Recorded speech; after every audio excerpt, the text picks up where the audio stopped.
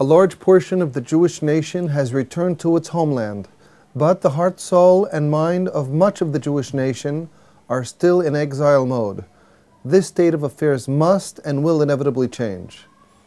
This is Torah Nation TV from Jerusalem, and we are speaking with the head of Machon Shilo, Rabbi David Bar-Hayim.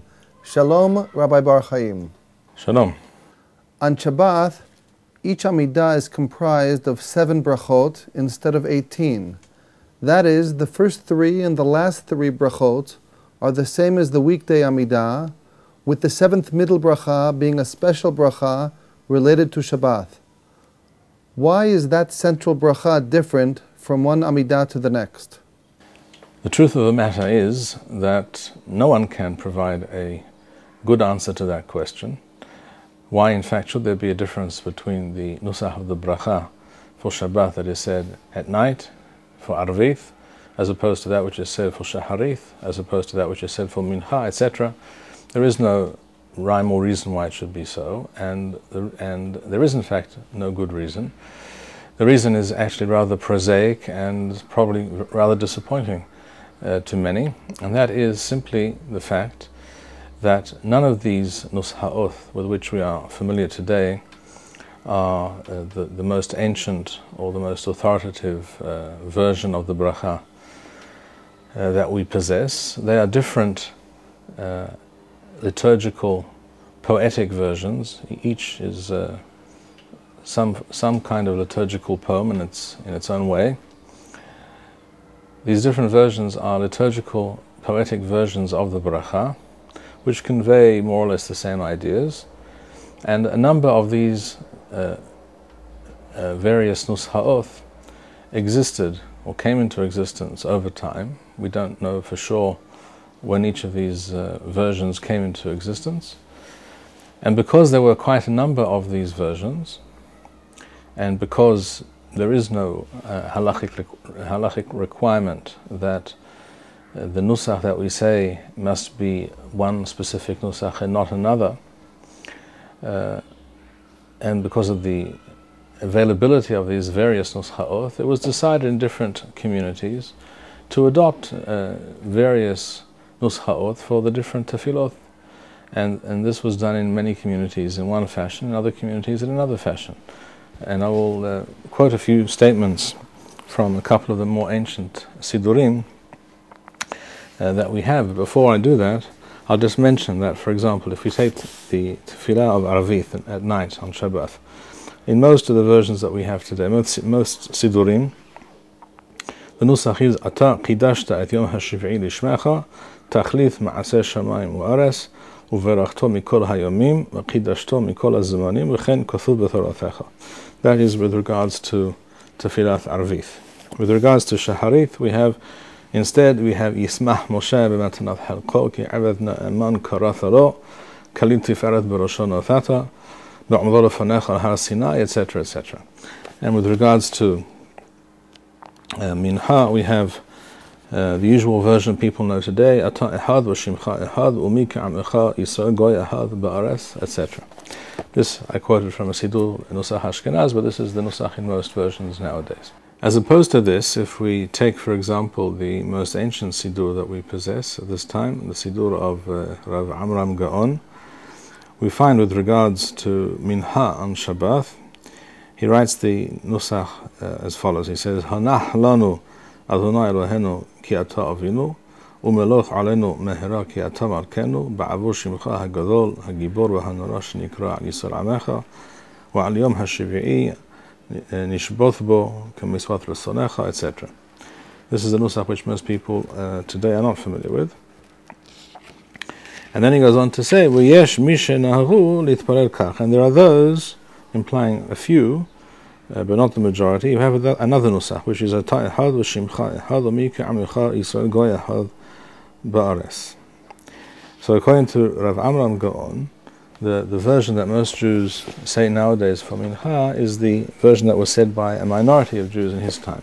The very same statement we find in the Sidur of Rav Sa'adia Gaon. He says, for Mincha the Nusach is Hanach Lanu Ki Ata Avinu Umeloch Alenu Mehera Ki Ata Malkenu, etc., just as Rav Amram suggested. And then he goes on to say, وَأَحَذِي مِمَّنُ مِتْپَرْلِمْ بِمْكُمَّا أَتَى يَحَدْ وَشِمْخَا يَحَدْ وَمِكَ عَمْلَخَا يِسْرَ گَوْ يَحَدْ بَارِتْ. And there are those, not many, a few, who instead of that Nusach said this Nusach. So we see from these statements of these two Geonim and these two very early Sidurim that there has been much flux and change with regards to the central bracha of the tefillah of Shabbat over the ages. Now, is there anything wrong with this fact that the Nusach varies from one tefillah to the next? The answer, first of all, has to be no, there is nothing wrong with that. On the other hand, if we ask the question, is this in any way problematic, or is there an advantage perhaps to doing things in a different manner? The answer there, I think, is definitely yes. And if the answer, the additional question rather, is asked, what was the original version of this tefillah, and did it vary from one tefillah to the next? Here too we have a very clear answer.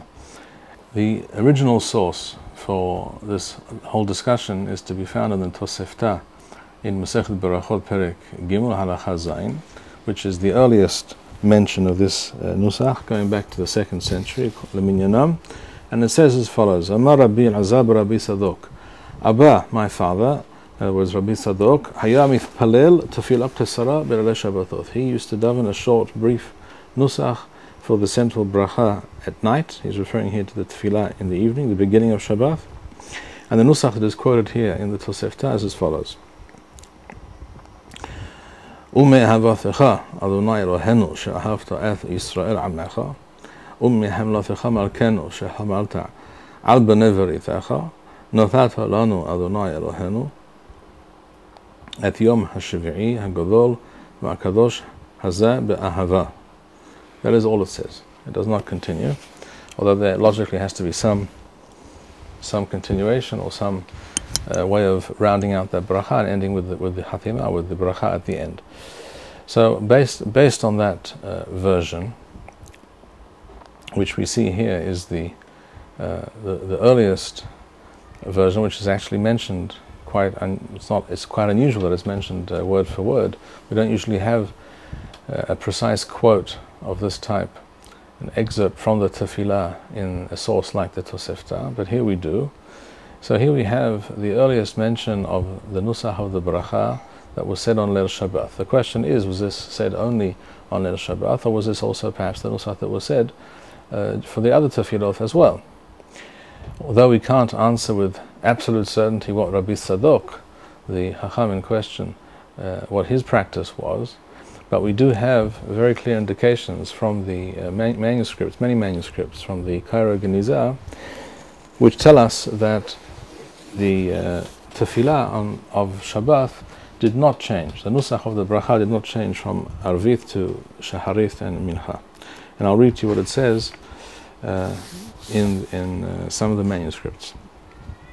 First of all, it has to be stated for the record that we do not in fact have, unfortunately, we do not in fact have a direct quote or excerpt of the tefillah of Shabbat. The central bracha of the tefillah is not quoted in any of the manuscripts, because the manuscripts are simply sometimes pages from a larger work, and not all of the work survived, and we happen not to have the page which says exactly what that central bracha was. However, we do have at least a few manuscripts the explicit statement that that which is said at night is exactly the same bracha that is said in the morning, and is exactly the same bracha that is said again in the afternoon.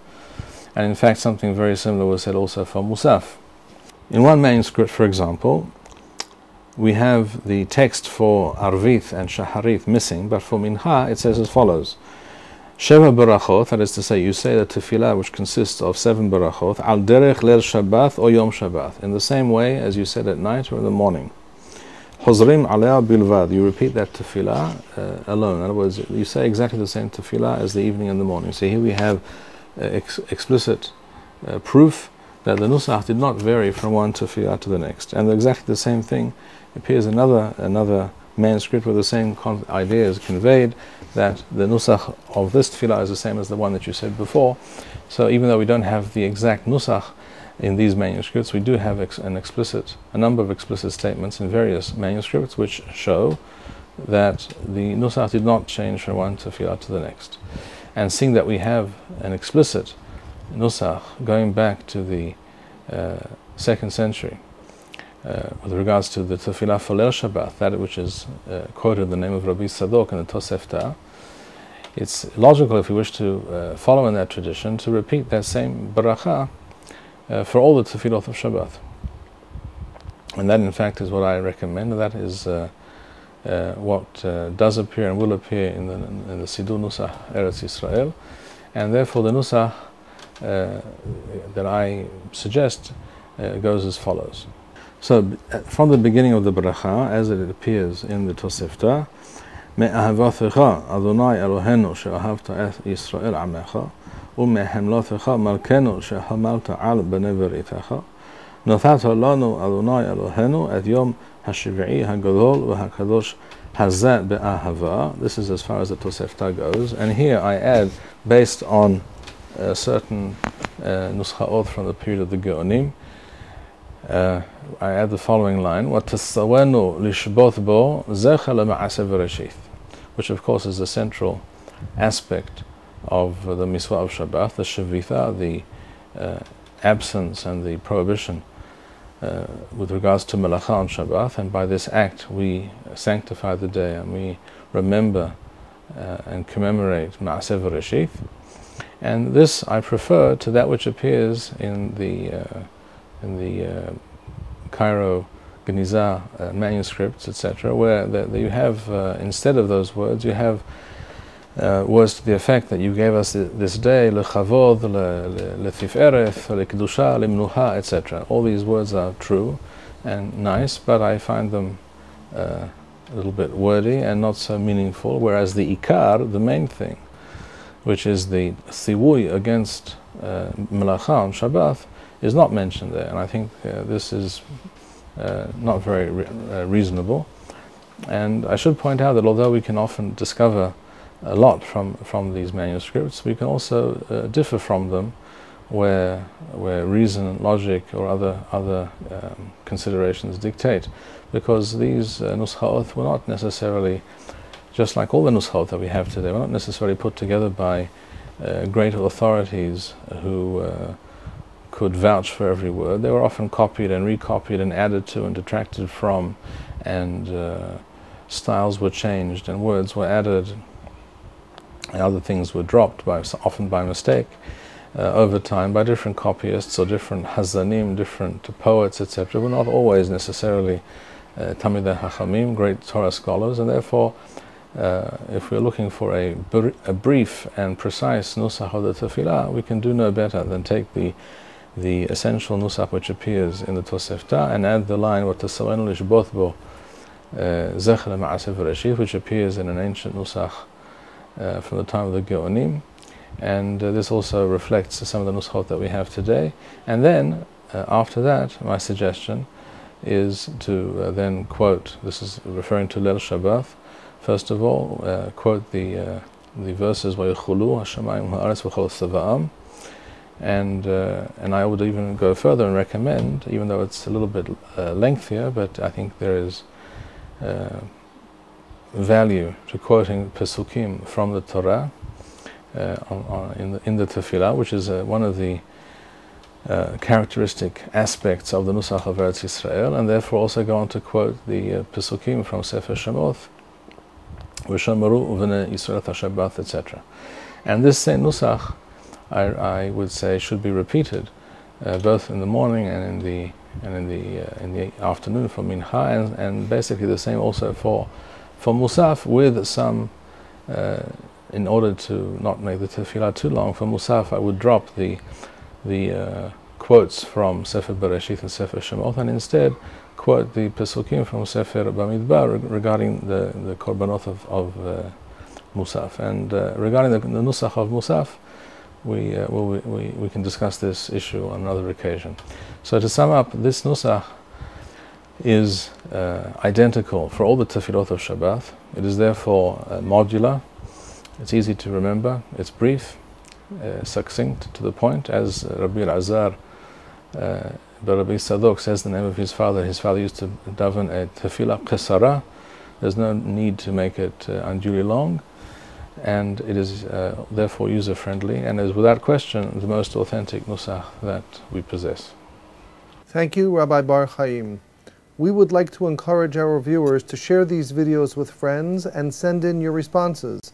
We would also like to suggest the following opportunity to our viewers.